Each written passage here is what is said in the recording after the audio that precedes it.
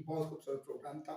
अच्छा फादर जी, आपने दुनिया भर के बेशुमार ममालिक में पीस एंड हारमनी और इंटरफेथ के हवाले से बेशुमार इंटरनेशनल कॉन्फ्रेंसेस पे आप गए हैं. तो मैं चाहता हूँ आप ज़रा उसके बारे में बताएं, किस किस मुल्क में गए हैं और क्या मकासद थे, क्या आपने सीखा, कोई एक्सपीरियंस आप शेयर करें. ये एक्सपीरियंसेस बहुत ज़्यादा हैं और मैं ये शुरू करना चाहता हूँ कि मैं महसूस करता था कि खुदा ने मुझे इस खास मिशन के लिए चुना है, इंटरफेथ हार्मनी और पीस के लिए. और ये जब मैं स्टूडेंट ही था कराची में, तो उस वक्त मैंने एक रोया देखी कि खुदा मुझे चाहता है कि मैं मुस्लिम मज़ाहिब के मैदान वो काम करूं जो कि पुल का काम थे, वो पुल तमीर करने का काम, और ख़ास पर मुस्लिम्स और क्रिश्चियंस में, क्योंकि दुनिया में सबसे ज़्यादा जो तादाद है वो क्रिश्चियंस की है और उसके बाद मुस्लिम्स की है.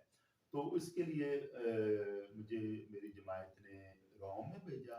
मैंने 3 साल वहाँ पे स्टडी की, pontifical institute for Islamic studies and Arabic language. वहाँ से मैंने लिसेंशिएट की डिग्री हासिल की. लिसेंशिएट की डिग्री हम अपने अल्फाज में जैसे कि डबल एमए मैंने की डिग्री हासिल की, एमए इस्लामियात और एमए अरबिक लैंग्वेज में. तो वो लिसेंशिएट का मतलब है मैं दुनिया की किसी भी कैथलिक कॉलेज में या यूनिवर्सिटी में या सेमिनरी में मैं पढ़ा सकता हूँ. ये मैं ऑथराइजेशन जो दी जाती है, डिग्री जो चर्च की तो जो डिग्री है ना वो दी जाती है. तो मैं जब वापस आया मुकम्मल करके 1985 में, तो कैथलिक बिशप सभा ने मुझे ये जिम्मेदारी दी और मुझे मुकर्रर किया secretary for national commission for Christian Muslim dialogue. उसके जो फाउंडिंग चेयरमैन जो बिशप जॉन जोसेफ थे, और मुझे उसका सेक्रेटरी मुकर्रर किया और 17 साल तक मैं उनकी खिदमत से अंजाम. और उसके साथ ही कि पोप जॉन पॉल द्वितीय जो भी मुकद्दस जॉन पॉल द्वितीय है, उन्होंने मुझे नामजद किया, मुकर्रर किया मुशीर बराए मजहबी अमूर वेटिकन काउंसिल जो है, पोंटिफिकल काउंसिल फॉर इंटररिलीजियस डायलॉग. तो ये मेरे लिए बड़ा एजाज था. तो इन दो बड़ी जिम्मेदारियों के साथ, एक तो राब्ता कमीशन का सेक्रेटरी और दूसरा पोप साहब का मुशीर बराए मजहबी अमूर, और तीसरा कि मैं पाकिस्तान में डोमिनिकन जमात का इंटरफेथ डायलॉग के लिए डायरेक्टर था. यहाँ पे जो है डोमिनिकन सेंटर खोला गया लाहौर में, और मुझे उसका डायरेक्टर जो है वो मुकर्रर किया गया. तो इन कैपेसिटीज में मुझे पूरी दुनिया में जाने का मौका मिला, जैसे फिलीपींस में, हांगकांग में, सिंगापुर में, इंडिया, बांग्लादेश, थाईलैंड, नेपाल, ये अपने अमेरिका, पूरा Europe, Italy, Germany, France, Switzerland, Finland, ये जो स्पेन, और ये इसके अलावा ये जो उर्दन में गया हूँ. मुख्तसरन ये कि मैं कोई 60 मुल्कों में जा चुका हूँ, और इन मुल्कों में कॉन्फ्रेंसेस के लिए कहीं पे मैं लेक्चर देने के लिए गया, कहीं मैंने पार्टिसिपेशन की, और कहीं पर मुझे दुनिया की मशहूर मरूफ यूनिवर्सिटीज़ हैं, उन्होंने भी मुझे इनवाइट किया. मिसाल के तौर पर मैं येल यूनिवर्सिटी में गया, जो कि मशहूर ज़माना यूनिवर्सिटी है उधर अमेरिका में, और वहाँ पे 10 दिन का प्रोग्राम था. तो मैंने शेयरिंग की, लेक्चर्स दिए, और दूसरे भी स्कॉलर्स आए हुए थे, तो हमने वो किया. फिर जो है नॉटिंघम यूनिवर्सिटी अमेरिका में, वहाँ पे मैं लेक्चर देने के लिए गया. फिर हार्वर्ड यूनिवर्सिटी में स्टूडेंट भी रहा हूँ, वहाँ मैंने ग्रेजुएट कोर्स किया वर्ल्ड रिलीजन्स में. फिर अपने डोंगुक यूनिवर्सिटी साउथ कोरिया में मैं लेक्चर देने के लिए गया. फिर हेलसिंकी यूनिवर्सिटी फिनलैंड में, फिर टुर्को यूनिवर्सिटी फिनलैंड, वहाँ पे गया. फिर एम्स्टर्डम यूनिवर्सिटी हॉलैंड में, वहाँ पे गया. फिर अपने म्यूंस्टर यूनिवर्सिटी है ये यहाँ पे जर्मनी में, उधर. और फिर एंजेलिकम यूनिवर्सिटी है सेंट थॉमस एक्वाइनिस की, वहाँ पे. तो मुझसे ये कि ये मुझे खुदा ने बड़ी बरकत दी है, और मैं बेशुमार मुल्कों में गया हूँ, और बल्कि 2 दफ़ा प्रेसिडेंट ओबामा ने भी मुझे व्हाइट हाउस में इनवाइट किया. और ये मेरे लिए बहुत बड़ा एजाज है कि 30 मुल्कों के स्कॉलर्स उन्होंने चुने थे, और पाकिस्तान से मुझे प्रेसिडेंट ओबामा ने दावत दी थी कि मैं वहाँ पे जाऊँ. ये बहुत बड़ी. तो ये इस किस्म के जो एक्सपीरियंसेस हैं वो नाकाबिले फरामोश हैं, और मैंने बहुत कुछ सीखा है कि कैसे दुनिया महसूस करती है कि अब हमें वायलेंस से निकलना चाहिए, टेररिज्म से निकलना चाहिए, और हाँ, हमारे दिलों में दूसरों के लिए एहतराम होना चाहिए, और हमें मिलके इस दुनिया को एक खूबसूरत और पुरअमन दुनिया बनाना चाहिए। क्योंकि पास्टर साहब, मैंने बहुत सारे बड़े-बड़े मज़ाहिब का मुतालिया किया है, और उसमें एक कॉमन चीज़ जो मुझे नज़र आई वो है अमन की तालीम है, पीस की तालीम। तमाम मज़ाहिब ने अमन का दर्स दिया है और इसकी तालीम दी है। फादर जी, बहुत अच्छी बातें आपने की हैं, और आपकी शख्सियत, खिदमत और कारनामों को जब हम सुनते हैं, देखते हैं, तो हमारा दिल सर फ़ख्र से बुलंद हो जाता है कि इतनी बड़ी शख्सियत को खुदा ने पाकिस्तान में रखा है, और जितनी बड़ी शख्सियत है नाज़रीन, उतने ही ये हम्बल हैं, और हम इसके लिए खुदा का शुक्र करते हैं। मैं ये पूछना चाहता हूँ, हमारे लिए ये एज़ाज़ और फ़ख्र की बात है कि आप 3 बार पापा आज़म ने आपको अपना मशीर बनाया। उस दौरान आपने वेटिकन और पाकिस्तान की कलीसिया के लिए क्या खिदमात सरअंजाम दी, उसके बारे में थोड़ा सा नाज़रीन को बताएं। इसके लिए कि पहले तो मैं बेहद शुक्रगुज़ार हूँ पापा आज़म जॉन पॉल द्वितीय का, जिन्हें कैनोनाइज़ किया जा चुका है, और अभी वो मुक़द्दस पोप जॉन पॉल द्वितीय, सेंट जॉन पॉल द्वितीय। ठीक है। तो मैं उस वक़्त ये इटली में पढ़ता था, और 1985 में मैंने अपनी जो 3 साला जो तालीम थी, जो कोर्स था, वो मैंने मुकम्मल किया और लाइसेंसिएट की डिग्री हासिल की। और उस वक़्त मेरी उम्र भी काफ़ी कम थी, यंग था, 32-33 साल का मैं होऊँगा। तो वो अखबार में आया, वेटिकन के अखबार l'Osservatore Romano में, कि फादर जेम्स जन is appointed as consultant to the pontifical constituently style. तो मैं जेरिकम यूनिवर्सिटी में रहता था, ठीक और है। भी हम कोई 100 के करीब फादर्स थे और कुछ स्टूडेंट्स थे। तो फादर ने मुझे बताया, father James your name in l'Osservatore Romano। हाँ, अच्छा।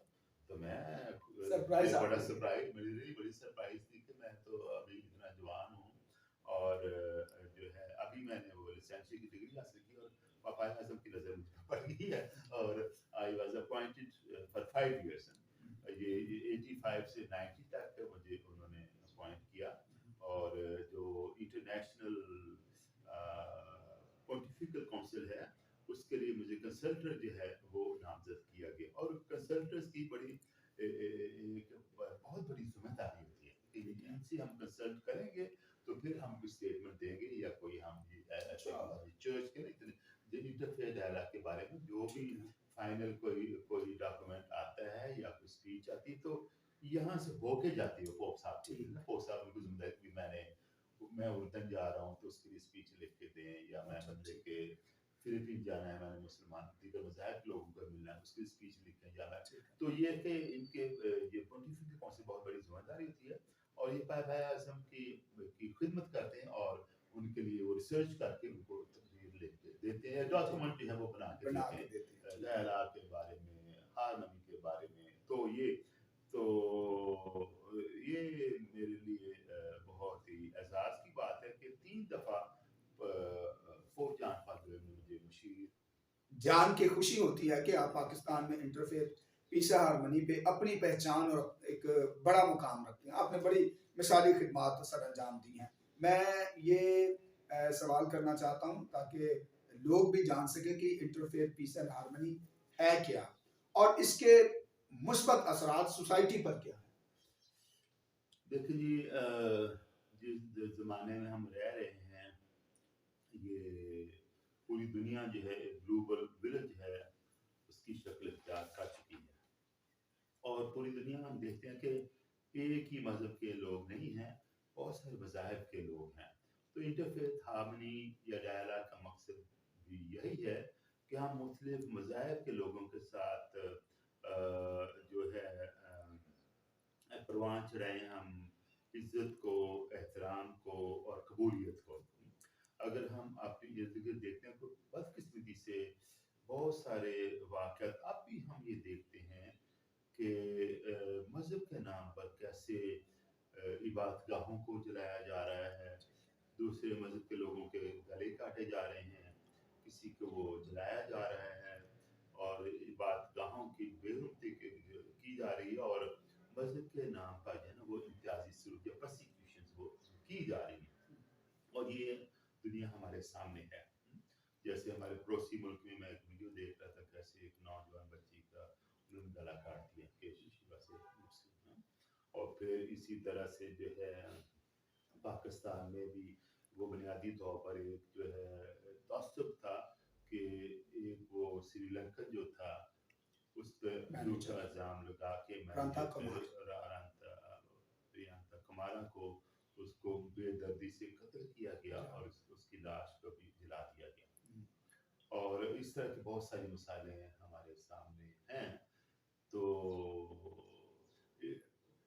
انٹرفیتھ ہارمنی کا مقصد یہ ہے کہ ہم اس قسم کی جو ہے نفرت کو ختم کریں, دوسروں کو قبول کریں, اپنے مذہب کا احترام کریں اور دوسروں کے مذہب کا بھی احترام کریں. دیکھیں پادری صاحب مختلف مذاہب ہیں پاسٹر صاحب کو, اور ان میں بہت سارے عقائد ہیں وہ مشترک ہیں اور بہت سارے عقائد ایسے ہیں جو کہ جو مشترک نہیں ہیں. ڈھائی لاکھ کا مقصد یہ کہ جو ان کی عقائد ہم سے مختلف ہیں ہم ان کا بھی احترام کریں. اگر سب کا عقیدہ ایک ہی پہ تو مذاہب ہی نہ ہو, لیکن کیونکہ یہ ایک حقیقت ہے اور مذاہب ہیں اور کچھ ان کے عقائد فرق ہیں کچھ مشترک ہیں, تو جو عقائد میرے عقیدے سے فرق ہے اس کو بھی ہم جو ہے نا احترام کی نظر سے دیکھیں. اور اگر ایسا ہمارے دل میں یہ سوچ پیدا ہو جاتی ہے تو ہم اس دنیا کو گلستان بنا سکتے ہیں, ہم اس دنیا کو ایک پرامن دنیا بنا سکتے ہیں اور اس میں ہم پوری دنیا میں ترقی کے کام سر انجام دے سکتے ہیں. جی جی فادر جی, آپ نے بہت اچھے طریقے سے اس کی وضاحت کی. انٹرفیتھ کا مطلب ہے دیگر تمام مذاہب کا احترام کرنا, انسانیت کا احترام کرنا اور تمام مذاہب کے درمیان باہمی محبت اور ہم آہنگی کو فروغ دینا تاکہ مل کر ہم پاکستان کا چہرہ پوری دنیا میں مثبت چہرہ جو ہے وہ روشن اور کر سکیں. اس میں یہ بھی ہے کہ جو جن مسائل کا ہمیں سامنے ان کو بھی ہم مل کے حل کریں. جیسے خواتین کے حقوق ہیں, بچوں کے حقوق ہیں, یہ جو ہے ریفیوجیز ہیں ان کے بارے میں, یہ جو کلائمیٹ کا مسئلہ ہے اس کے بارے میں, یہ الٹریسی جو ہے اس کے بارے میں مل کے ہم ان مسائل پر قابو پانے کی کوشش کریں. جیسے خواتین کو مساوی حقوق ملے, جو ہے یہ جو چائلڈ لیبر ہوتی ہے اس کو ہم ختم کریں. یہ جو ریفیوجیز کا جو مسئلہ ہے بہت بڑا مسئلہ پاکستان میں, آپ کو پتہ ہے بہت ریفیوجیز ہیں جو افغانستان کے ہیں اور اس طرح سے دوسرے ملکوں کے بھی ریفیوجیز دوسرے ممالک میں گئے ہوئے ہیں, تو ان کو بھی جیسے مصر یہ جو ہے شام کے بہت سارے ریفیوجیز جو ہیں وہ یورپ میں افغانستان کے ریفیوجیز بہت سارے ملکوں میں گئے ہیں, ان کو کیسے ایک ریسپیکٹیبل اسٹیٹس دیا جا سکتا ہے, ان کے مسائل کو حل کیا جا سکتا ہے. جی ہاں بالکل ٹھیک. اچھا فادر جی, آپ نے دوسرے مسائل کا ذکر کیا, ان کے حل پر کام کرتے ہیں اور آپ نے زور دیا کہ ان کو حل کرنا چاہیے. پاکستان میں مختلف مذہبی اقلیتیں بستی ہیں اور یہاں پر ہم سب مذہبی اقلیتیں جو ہیں وہ آزاد شانی کا شکار ہوتے ہیں. کبھی جبری مذہب تبدیلی, کبھی کم سن بچیوں کو اغوا کیا جاتا ہے, ان کی زبردستی شادیاں کی جاتی ہیں, ہمارے چرچز جلائے جاتے ہیں. پچھلے ایام میں پشاور میں 2 پادری صاحبان پر حملہ کیا گیا, 1 شہید ہو گئے. اور اسی طرح دیگر مذاہب کے مذہبی عبادت گاہوں کی مندر اور گردوارہ, چرچ, ان کی بے حرمتی کی جاتی ہے. میں یہ کہنا چاہتا ہوں کہ یہ یقیناً ہم اس کو کنڈیم کرتے ہیں. انٹرفیتھ پیس اینڈ ہارمنی پہ کام کرنے والے لوگ اس سلسلے میں کیا رول ادا کرتے ہیں اور کیا اس کے نتائج جو ہے مثبت نتائج لوگوں کے سامنے آتے ہیں؟ یہ جو اقلیتوں کی عبادت گاہوں پر جو حملے کیے جاتے ہیں اور یہ جو کم عمری کی جو شادیاں ہیں اور یہ جو جبری مذہب کی تبدیلی ہے, یہ سب کام جو ہے قابل مذمت ہیں اور ہم ہر جگہ پہ اس کی مذمت کرتے ہیں, بلکہ پوری دنیا بھی اس کی مذمت کرتی ہے. جب ایک مذہب کے لوگ دوسرے مذہب کی عبادت گاہوں پر حملہ کرتے ہیں, چرچز پر حملہ کرتے ہیں, گردواروں پر حملہ کرتے ہیں, مندروں پر حملہ کرتے ہیں, یا مذہب کے نام پر قتل کرتے ہیں، شہید کر دیتے ہیں، جیسے ہمارے پادری صاحب کو شہید کر دیا گیا، اس طرح سے پتہ چلا کہ ایک ہندو جو بزنس مین تھا اس کو بھی قتل کر دیا گیا، اس سے پہلے سکھوں کو بھی قتل کر دیا گیا. اور اس کے علاوہ کہ ہمارے جو جیسے مسلم اکثریت تو ان کے بھی ایک دوسرے کو کئی دفعہ ایسے واقعات ہوئے ہیں. یہ جو انتہا پسندی جو ہے، یہ جو ٹیررزم ہے، یہ جو شدت پسندی ہے، یہ قابل مذمت ہے. اور کوئی بھی جو ہے اس کو پسند نہیں کرتا، سوائے ان لوگوں کے جو کہ شر پسند ہیں، جو کہ تفریق پیدا کرنا چاہتے ہیں، جو کہ جدائیاں پیدا کرنا چاہتے ہیں. تو جب ایسے واقعات ہوتے ہیں تو میں یہ دیکھتا ہوں کہ انٹرفیتھ ہارمنی اور پیس پر کام کرنے والے لوگ وہ فرنٹ لائن پہ آ جاتے ہیں. بالکل. آپ کو یاد ہوگا کہ جب یہ کوٹ راتا کشن کا واقعہ ہوا، جس میں بدقسمتی سے ایک مسیحی جوڑے پر جھوٹا الزام لگا کے ان کو بھٹے میں زندہ جلا دیا گیا، تو کیسے مسلمان جو ہیں لیڈرز ہیں وہ وہاں پر گئے ہیں. جیسے مولانا عبدالحفیظ آزاد گئے، جس میں طاہر محمود اشرفی گئے، جس میں علامہ زبیر آپ بھی گیا، جس میں میں بھی گیا، جس میں آپ بھی گئے، اور جو اس وقت کے جو وزیر تھے اقلیتی امور کے وہ بھی گئے، اور سب نے کھل کر ان کی مذمت کی اور کہا کہ ان کو قرار واقعی سزا دینی چاہیے. جب یہ انفارچونیٹلی جوزف کالونی کا واقعہ ہوتا، آپ کو پتہ ہے کہ اس میں مسلم لیڈر بھی، کرسچن بھی، بشپ صاحب بھی، مولانا عبدالحفیظ آزاد بھی، اشرفی صاحب بھی، آپ بھی گئے اور ایک دم جا کے ان کی جو ہے نا ان کے ساتھ اظہار ہمدردی کیا. جب وہ گوجرا میں ہوا تو اس وقت بھی جو انٹرفیتھ کے لیے کام کرتے ہیں دوسرے بھی لوگ، لیکن جو انٹرفیتھ کے لیے کام خاص طور پر وہ جو ہیں وہ فرنٹ لائن پر گئے اور ان کے دکھ کو بانٹا اور حکومت سے مطالبہ کیا کہ ان کو پکڑ کے ان کو قرار واقعی سزا دی جائے. لیکن یہ پاکستان میں یہ بھی کہنا چاہوں گا کہ جب اس قسم کے واقعات ہوتے ہیں اس سے ہم بڑا دلی دکھ ہوتا ہے، اور کئی ہم اسے سمجھتے ہیں کہ لوگ کہ دیکھیں ہم کتنی دیر سے مل گئے اور یہ ہمیں محسوس کرتے کہ ہم پھر اس میں ناکام ہو گئے ہیں.